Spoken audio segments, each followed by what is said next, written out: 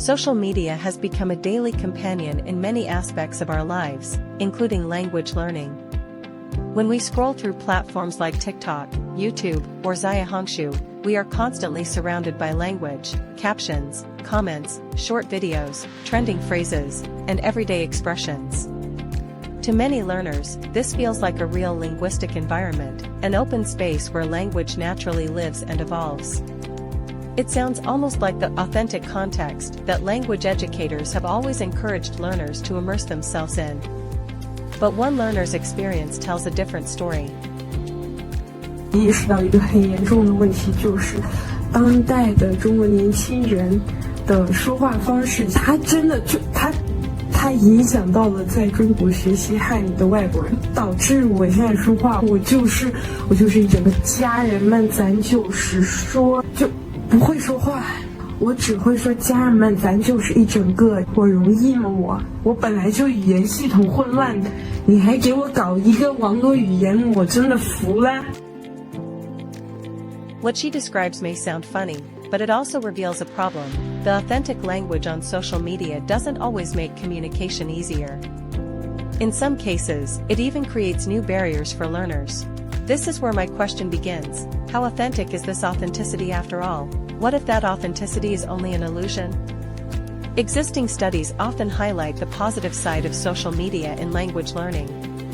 Researchers argue that these platforms provide authentic contexts in several ways, through authentic materials, tasks, interactions, audience, and purposes. Learners can access real-life videos and posts, take part in everyday communication tasks, and even interact with genuine audiences online. Social media appears to bring the real world closer, turning learning into a more engaging and relevant experience. However, when we move from theory to actual practice, the picture becomes less clear. What looks authentic on the screen may not translate smoothly into real-life communication. Phrases or slang picked up online can sound awkward, confusing, or even misleading when used outside of their original context. These examples remind us that while authenticity is celebrated in research, its impact in practice is more complex. But when we look more closely, authenticity itself carries blind spots. There are at least 3 blind spots we should consider. First, what social media often calls authentic interaction does not equal real conversation.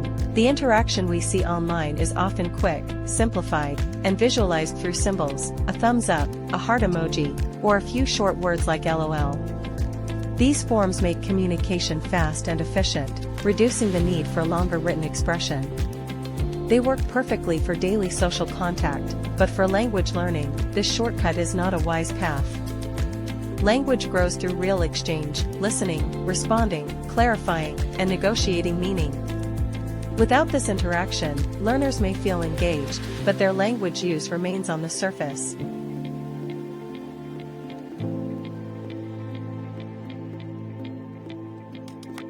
Second, there is the question of feedback from the audience. Likes, emojis, or short replies cannot replace corrective guidance. When errors are ignored, learners may become more fluent at speaking or typing quickly, but accuracy does not necessarily improve. Over time, mistakes may even become fossilized, and the so-called authentic practice risks reinforcing bad habits. Finally, we need to remember that social media is an endless stream of information. For language learners, this abundance can be both a gift and a burden. While it provides rich and diverse authentic materials, it also floods learners with massive, unfiltered input. When language ability is still limited, it becomes difficult to judge what is accurate, useful, or appropriate. To be fair, authenticity is crucial for language learning, but that what social media calls authentic context is often only partial, lacking the conditions that make a context truly authentic for learning. 3 simple questions help us see the blind spot.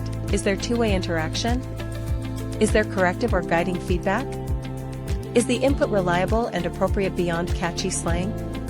When these elements are missing, the label authentic should be used with caution. So, the message is not to deny the value of social media in language learning. It can motivate learners and provide access to real materials. But the so-called authentic contexts it creates are often partial, fragmented, or unreliable. Authenticity on the screen does not always equal authenticity in learning. Authenticity, or illusion, that depends on how critically we engage with it. Thank you for watching.